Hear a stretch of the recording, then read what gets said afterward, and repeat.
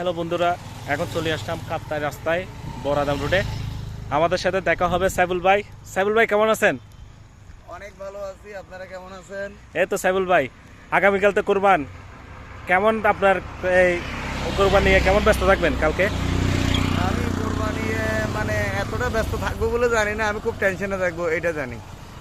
ভাই টেনশন করার কোনো দরকার নাই, আগামীকাল সবাই কিন্তু মনের মধ্যে আনন্দ থাকবে, যত রাগ কষ্ট থাকুক না কেন সবাই কিন্তু সবাই আনন্দ নিয়ে চিল নিয়ে থাকতে হবে। কালকে গরুর গলায় কিন্তু দেওয়া হবে পোস্ট। ভাই পোস্টটা দেওয়ার জন্য কিন্তু আপনারা সবাই কিন্তু থাকবেন।